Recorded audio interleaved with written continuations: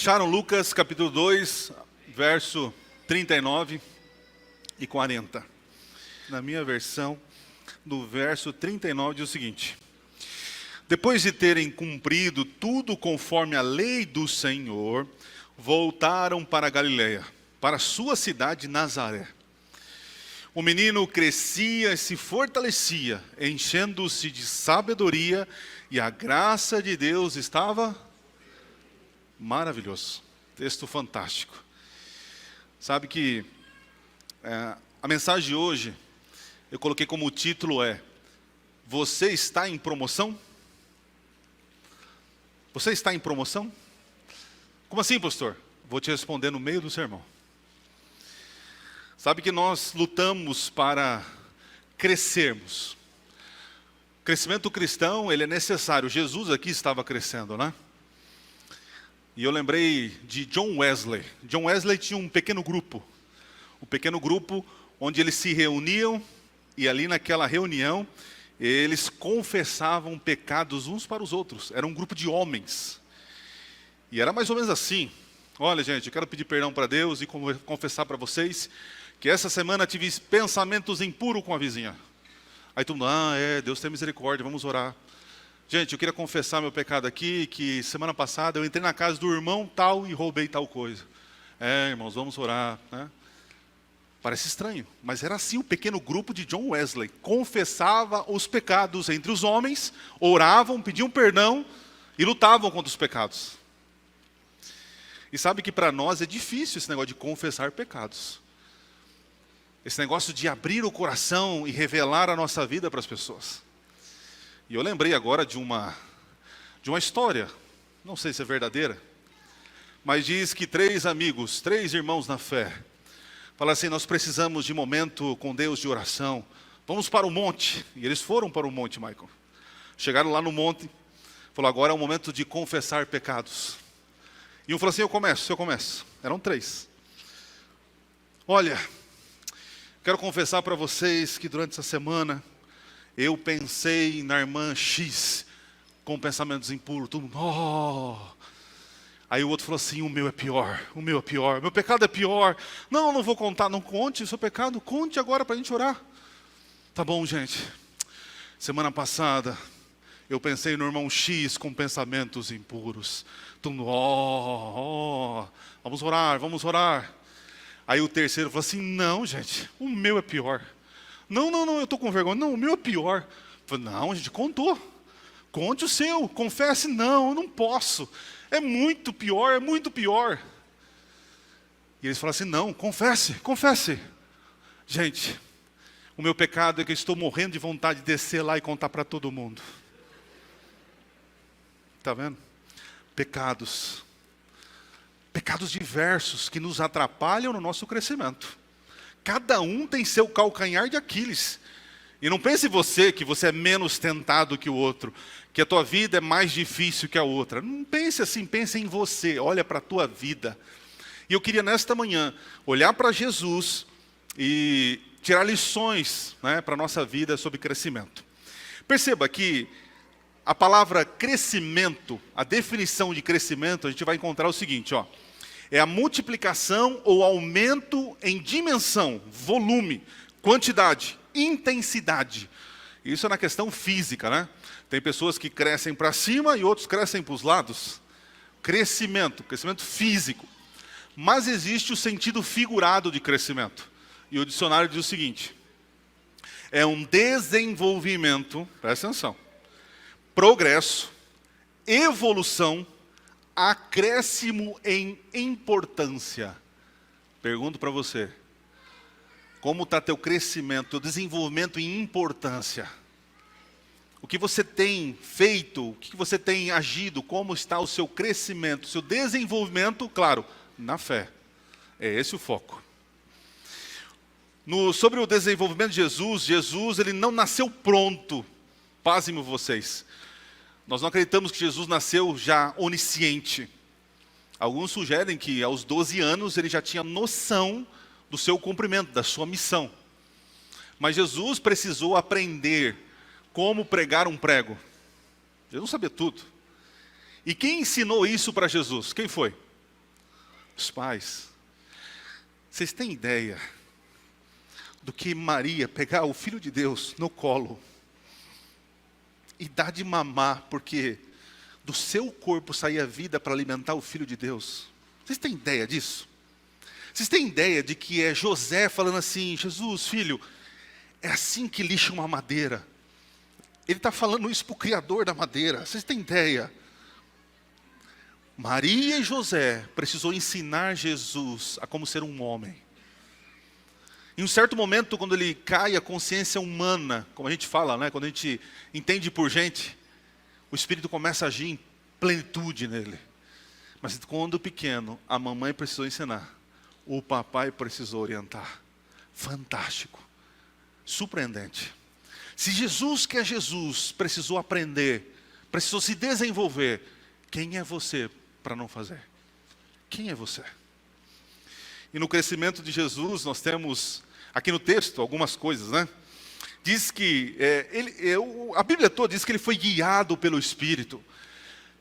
Não é só ouvir a voz do Espírito, é obedecer à voz do Espírito. Você não tem desculpa para dizer que Deus não fala com você. Deus fala com você a todo momento, inclusive agora. Mas a questão é, você quer obedecer? Tem pessoas que não querem mudança, por isso que não oram. Não oram porque estão com preguiça, é porque não querem. E eu vou dizer para você, quando você começa a orar, as coincidências aumentam. Nossa, parece que é coincidência que eu pedi para Deus isso e Deus me atendeu. Quando você começa a orar, as coincidências aumentam. Porque você começa a olhar Deus agindo na tua vida. Muitos não oram porque sabem que quando você pede paciência, Deus te coloca numa fila gigante para você esperar. Deus, ele tem um certo humor, né? Ele foi fortalecido no seu desenvolvimento. Jesus, ele teve que se dedicar ao trabalho, às funções domésticas, às atividades simples e pequenas, porque isso o ajudou a ser um grande salvador que foi. Talvez nossos filhos estejam recusando as coisas simples do lar. Não deixe, queridos, que teus filhos negligenciem as coisas simples do lar. Quer ver um exemplo? Arrumar a cama.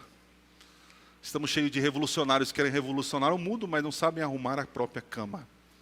Não deixe que a babá ou a empregada faça as atividades que teu filho deveria fazer. Jesus não foi poupado das coisas simples deste mundo. Agora, o que me chama a atenção é uma cerejinha para a gente começar aqui, né? Diz aqui o texto: e a graça de Deus estava sobre... Interessante, o que é graça? Graça é um favor imerecido. No decorrer da Bíblia, a graça nada mais é do que a pessoa de Jesus Cristo. Ele é a graça, é Ele o presente de Deus. Só que em todo o livro de Marcos, para quem já leu e já ouviu isso, o livro de Marcos fala dos rejeitados. Ô Dil, bom te ver aqui. A Bíblia, Lucas, fala dos rejeitados. É o livro que mais fala da graça de Jesus. Porém, todavia, no texto de Lucas, que é o maior evangelho, apenas aparece 2 vezes a palavra graça. Aqui, que diz que a graça estava sobre Jesus, e lá em capítulo 4, leia comigo. Eu acho importante, capítulo 4, verso 22. É o segundo momento e único que aparece ali, dos únicos momentos que aparece a palavra graça. Capítulo 4, verso 22, diz assim, ó: todos davam testemunho, e deles se maravilhavam das palavras, cheias do quê? Que saíam dos lábios.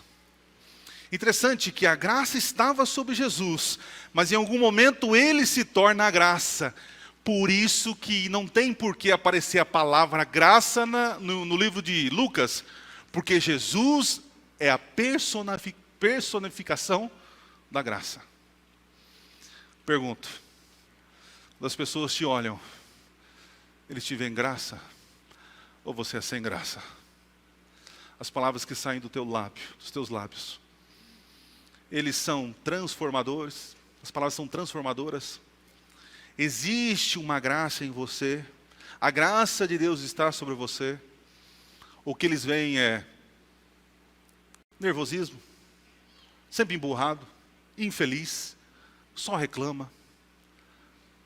Acredito que um salvo em Jesus, ele deve ser a pessoa mais feliz desse mundo, porque encontrou a graça. Ele não é mais um desgraçado, ou seja, sem graça. Ele tem uma graça. Em Jesus a gente vê isso. Mas agora eu queria seguir falando sobre o nosso desenvolvimento. Sabe que nós precisamos crescer. Quando você planta uma árvore e nasce aquela florzinha, aquele brotinho e aquela frutinha desse tamanhozinho, existe um certo valor nessa fruta, é ou não é? Deu trabalho, agora está o fruto desse tamanho. Agora, se o fruto não crescer, pergunto, ele vai perder o valor ou não? Ele perde o valor. Para que serve um fruto que não cresceu? Entende? Que não se desenvolveu. E na nossa vida, a gente não pode parar no tempo. Nós estamos constantemente, precisamos nos desenvolver em todas as áreas da vida. Eu, recentemente, alguns de vocês já sabem, né? Eu sou uma pessoa muito acelerada. E chega uma hora que o corpo não dá certo, né? Ele pira. Eu cheguei aqui na cidade a ter um apagão.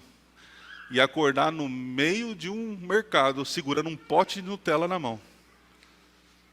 Falei, o que eu estou fazendo neste mercado com este pote de Nutella? Deve ser uma coisa inconsciente, né? Querendo um doce. O pior não foi ver isso. O pior é que quem estava vindo, me chamando de pastor, era o Zé. Zé, pastor, tudo bem, pastor? Falei, de onde saiu? De sepultura saiu esse homem aqui. Você entendeu a brincadeira, né? E isso me chamou a atenção. Espera aí, os parafusos estão soltos aqui. Houveram alguns indícios também. Meu temperamento em casa mudou. A minha paciência, zero. E eu tive a infelicidade de discutir com a minha esposa, explodir com ela. E não estou bem. Não estava bem, né? Então, comecei a procurar ajuda. E eu vou dizer para vocês, até hoje eu não trabalhei nesse distrito. Eu me matei nesse distrito. De hoje em diante eu vou trabalhar nesse distrito. Sabe a palavra que eu mais escuto no meu ministério aqui nesse distrito? Ô pastor, tá sumido, hein? Foi, meu Deus do céu, eu prego terça, quarta, quinta, sexta, sábado, domingo e eu estou sumido. Não importa o que eu faça, eu sou insuficiente para a demanda desse distrito. E quero que vocês entendam isso. A minha ausência não quer dizer que eu não estou trabalhando, eu estou trabalhando, por isso que eu estou ausente. Não estou querendo culpar vocês, mas eu quero que vocês entendam a reflexão aqui. Conversando com o meu psicólogo, ele falou assim, Adriano, você conhece a história da igreja que foi na loja comprar pastores? Eu falei, não conheço. Vou contar para você. Os líderes perderam recentemente um pastor, foram na loja e chegaram na loja e falaram assim, vocês têm pastores aí para vender? Tem pastor para vender. Tá, diz para nós, tem esse aqui, esse aqui, esse gosta dos jovens, esse está envolvido com os jovens, e ele canta, e ele está com os desbravadores, aventureiros, esse pastor aqui é para a molecada, para os jovens. E quanto é? Uns 6 mil vocês levam para a sua igreja. E esse outro aí? Esse aí, prega profecias, estuda a Bíblia, faz um sermão espetacular. Esse evangelista, batizador. Quanto é esse pastor? Uns 8 mil vocês levam para casa, para a igreja, né? Fala, tem mais opção? Tem um terceiro. Esse aqui é especial demais. O que ele faz? Esse visita no hospital, abraça os irmãos, almoça na casa deles, faz funeral, faz visita. Esse está com todos os irmãozinhos. E quanto é? Esse é mais caro, uns 10 mil. Tem um outro aqui, hein? Esse aqui está em promoção. Mas está em promoção? O que ele faz? Esse aí é dos jovens, esse aí é pregador, esse aí está com o pessoal da velha guarda. Esse faz tudo que os 3 faz. E está na promoção. E quanto é? Por 3 mil vocês levam para a igreja. Aí os líderes olhou e falaram, nossa, 3 mil o cara faz tudo? Mas por que ele é mais barato? Porque ele tem vida curta. E na hora eu pensei que eu tinha entendido a lição. Falei, nossa, eu vou morrer. Ele falou assim, você não entendeu. Você está em promoção, você não tem valor. Os outros têm, você não tem. Pela sua imaturidade no seu trabalho, você não está tendo valor das pessoas. Se você não está em desenvolvimento, em crescimento, você não tem valor. Você está em promoção. Espero que você entenda que se você não está crescendo em Cristo, você não tem valor. E como funciona isso, pastor? É o seguinte. Existem algumas doenças, né, que atacam o ser humano sobre a questão do crescimento. Tem o nanismo. O nanismo é a falta de hormônios necessários para o crescimento. Acontece. Mas a pessoa tem uma disfunção hormonal, ela não cresce. E quem são esses na vida cristã, pastor? São aqueles que, por dificuldades da vida, pararam no tempo. São bebês. São bebês. Estudaram a Bíblia e foram batizados, e depois não tiveram uma vida de crescimento. Não sabem da Bíblia, nem sabem por que são adventistas do sétimo dia. Não entenderam as doutrinas, não praticam as doutrinas. Estão vivendo como um bebê, precisa de leitinho para tomar. É assim. São os imaturos quanto ao conhecimento da fé. São aqueles que ficam olhando apenas o superficial. O pode ou não pode. São bebês. Pastor, pode ou não pode? Mas pode ou não pode? Porque não buscam por si só o conhecimento. A melhor resposta não virá da boca do pastor. A melhor resposta virá do seu quarto de oração com Deus estudando a Bíblia. Guarde no teu coração isso. Existe outra doença, o gigantismo, que é o excesso. É o excesso de hormônio. Enquanto o nanismo tem pouco, o outro tem muito. E são aqueles que abraçaram uma parte da fé e cresceram de maneira desproporcional. São aqueles que abraçam uma verdade e aquilo para ele é toda a verdade. É pecado comer carne. Não, não pode isso. Olha, vestindo isso, fazendo aquilo. Em uma igreja eu fui fazer a ceia. A irmã chegou e falou, pastor, eu queria uma irmã para poder tirar a toalha da ceia. Sabe a toalhinha que tinha? A toalhinha? Mas eu chamei fulana, mas você viu, pastor, o tamanho da saia dela, pastor? Eu estava cheio de coisa entrando na igreja, eu parei, coloquei as coisas no chão e olhei para trás. A irmã estava na recepção. A saia estava aqui, gente, pelo amor de Deus. Falei, irmã, se ela não pode tirar o paninho da ceia, então tira ela lá da frente, que ela não serve nem para cumprimentar as pessoas. São pessoas que abraçam uma parte da verdade e crescem. Tem uns que conhecem profecia como ninguém, só que criam um caos na igreja. Conhece esses? São os terroristas. Ai, o Biden, o Trump, ai, a marca da besta. São os gigantismo. Pessoas que abraçam uma parte da verdade e não crescem de forma proporcional. Estaria você com esse problema? São aqueles que alimentaram mais zelo pela religiosidade do que o amor pelos irmãos. Cuidado com esse tipo de disfunção no crescimento. Entenda que o desenvolvimento é algo contínuo. Alimentação diária. Isso é básico, né? Talvez eu esteja falando para alguém que essa semana nem a Bíblia pegou. Aliás, nenhuma oração fez. Atrás, todo crente, guarda isso, todo crente que abandona uma igreja, existe uma Bíblia abandonada numa gaveta. E esse irmão vai achar desculpa para tudo, mas não vai reconhecer que faltou dele o crescimento diário. Não quero chover no molhado, mas entendo que a repetição é a mãe do aprendizado, né? O que mais? Vitórias do passado não garantem o seu sucesso no futuro, mas te prepara para alcançá-lo. É algo progressivo, né? É como se fosse um trabalho de musculação. Eu tenho um parceiro aqui que ele não treina progressivo, é degressivo, né? Enquanto eu estou aumentando carga para subir mais peso, ele fala, não, pastor, vamos facilitar, ele vai diminuindo. Até na hipertrofia, precisa que o volume aumente, para que o músculo cresça, não é assim? Querido, se você ainda está com apenas uma meditaçãozinha, uma leiturinha da lição da escola sabatina, há anos, isso não vai fazer com que você cresça. É apenas manutenção.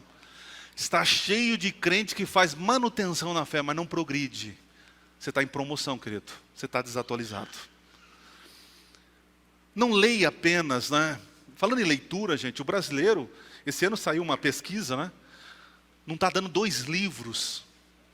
E a igreja está espalhando livro para todo lado. Eu acho que já passou esse tempo. A ênfase deve ser na educação. Porque se o povo não está lendo, a gente vai dar livro? Não sou contra, mas eu acho que deveríamos mudar a ênfase, né? Se nosso povo não lê os livros que entrega, para que entregar os livros? Estamos vivendo na época da overdose de livros, mas na decadência de leitura. Se eu perguntar para vocês, quem lê um livro na sua área, na sua profissão, mais de um livro, dificilmente teremos alguém aqui. Se não há um progresso, não há um crescimento. Se não há um crescimento, você está em promoção, querido. Você não vale nada. O teu valor está abaixo do mercado. Desenvolvimento não acontece apenas pelo desejo. Eu quero. Vai estar lá assistindo Netflix o dia todo. Eu quero mudar, eu quero crescer. Mas não compra lição para os filhos nem para ele. Existe um esforço, uma dedicação, uma disciplina. E aqui não é salvação pelas obras, mas eu estou falando sobre desenvolvimento e crescimento. E é uma coleção de fracassos. Tem gente que fala assim, não vou tentar porque eu não consigo.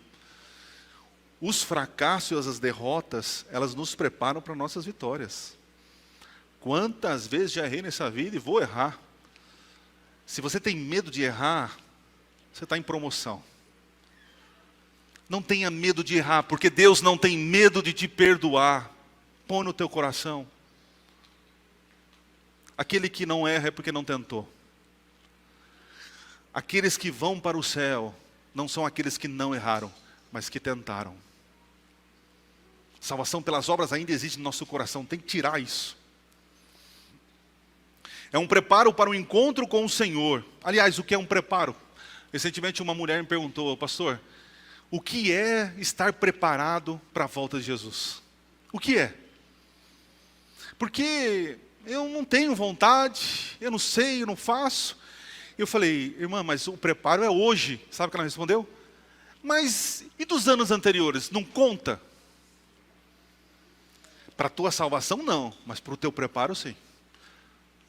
Então tem que ser hoje, pastor. É hoje. A salvação é hoje. Deus não te julga pelo passado, Ele te julga pelo teu presente. Tá, pastor, mas o que é estar preparado? Eu falei assim, vamos supor, irmã, que eu vou levar a senhora para a praia. E eu vou tal dia passar lá, pegar a senhora, a gente vai para a praia. O que para a senhora é estar preparada? Protetor, uma roupa de banho, toalha, não é isso? Jesus falou que em breve voltaria e nos levaria para o céu. O que eu tenho que levar para o céu? Pessoas, o meu caráter, o meu desejo de estar lá. É isso que é estar preparado. E os mandamentos? É consequência de quem está se preparando. Ok? Estamos sendo preparados para ser cidadãos do céu.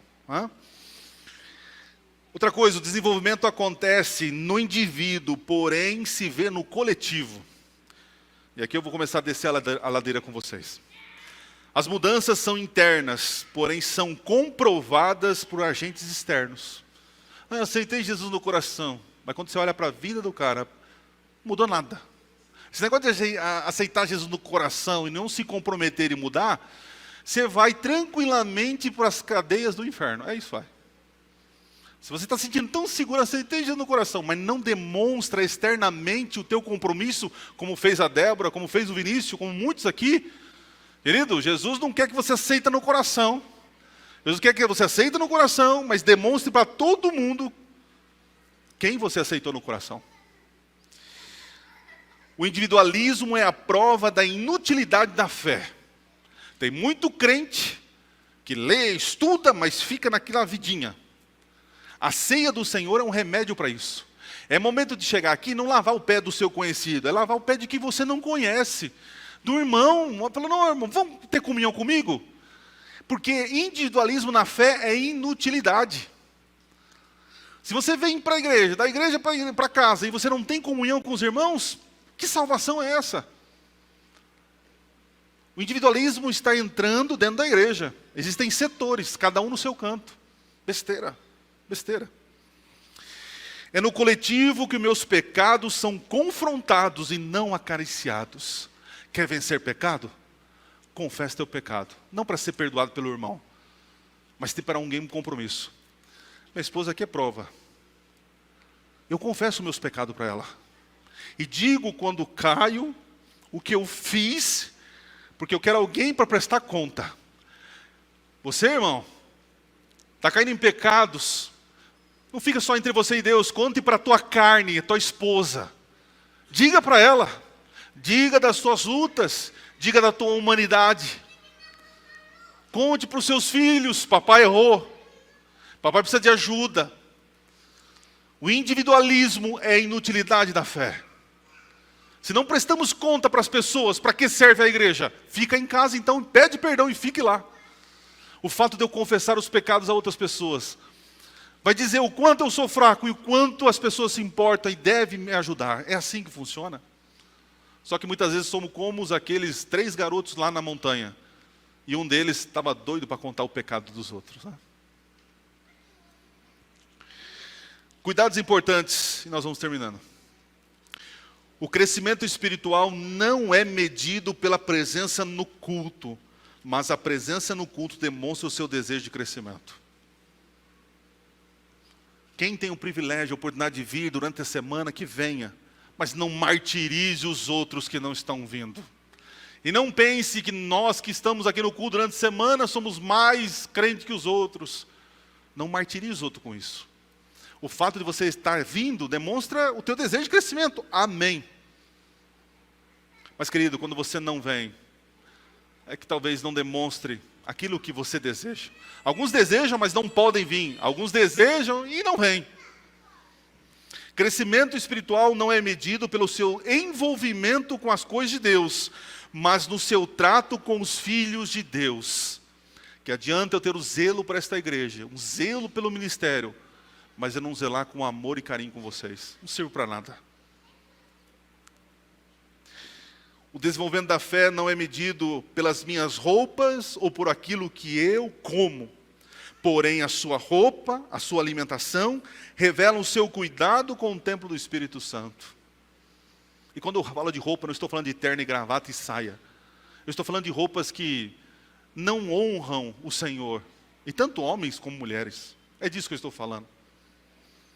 E por último, o crescimento espiritual não é medido pelo seu conhecimento bíblico, e sim pela prática do seu conhecimento.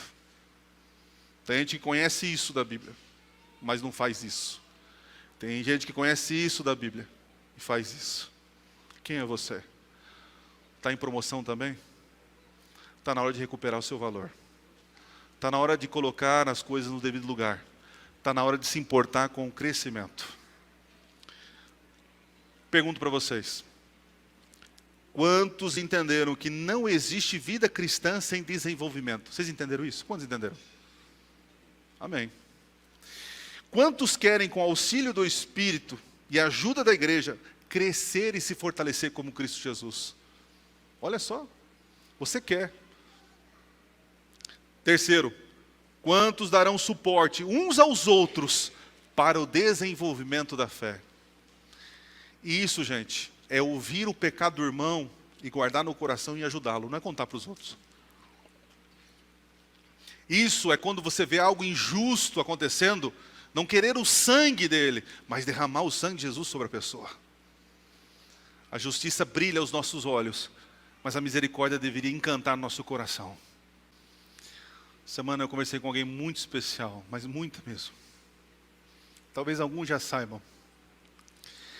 E ele disse assim: Adriano, são mais de 40 anos tomando decisões erradas. Na vida profissional, minha vida é um fracasso. Errei e tornei a errar. Errei com muitas pessoas, só decisões erradas. Hoje não tenho uma profissão, não exerço, sou um desempregado e sem perspectiva de um futuro profissional. Adriano, na minha vida, como homem, meu casamento foi um fracasso, porque eu errei. Só tomei decisões erradas. E nem sei se vou ter uma família e filhos, porque eu só tomei decisões erradas. E com isso minha depressão veio, minha vida, minha solidão. E isso tem trazido tristeza ao meu coração. Mas o Espírito tem trabalhado no meu coração. E eu lembro que quando eu estava pensando, você é um fracasso, você só toma decisões erradas. E ele falou assim, a voz do Espírito falou assim: mas a mais importante você acertou, que é me aceitar como Senhor e Salvador da tua vida. Talvez você fez decisões erradas, errou, fez coisas que não deveria. E você olha para o passado e o passado é contra você. Mas eu quero dizer para você, se você aceitou Jesus como Senhor e Salvador, você teve a melhor decisão. E você teve o melhor acerto da tua vida. É isso que importa. Não são nossos pecados que vão tirar-nos do céu, mas é a rejeição da graça. A graça é estendida para todos nesta manhã. O trem está passando. Se apegue a esse trem da graça. Nós tomamos o suco, comemos o pão, como o Senhor Jesus orientou. Nesse momento, eu tenho certeza e convicção: perdoados são os nossos pecados. Se você crê nisso, levante, vamos orar, vamos agradecer. É motivo de alegria, porque o perdão nos encontrou. A graça está sobre nós, Cristo está sobre nós. Vamos orar. Maravilhoso Deus, nós agradecemos porque hoje há perdão, hoje há renovação, hoje há crescimento nesta igreja. Que ao sair desta casa de oração e de misericórdia, sejamos luz à comunidade. Que possamos levar graça, felicidade e a verdade da tua palavra, Pai. Se tem alguém aqui que ainda é um bebê na fé, se ainda tem alguém aqui que não cresceu, dê a ele hoje porção dobrada do teu Santo Espírito, para que ele cresça na fé e se desenvolva. Que esta igreja seja uma igreja acolhedora, uma igreja que salve, seja relevante na nossa comunidade. Por isso, Pai, como ministro do Evangelho, eu lhe peço mais uma vez, que a graça de Jesus, o amor de Deus o Pai, e a consolação do Espírito Santo esteja sobre todos nós. E a igreja diga...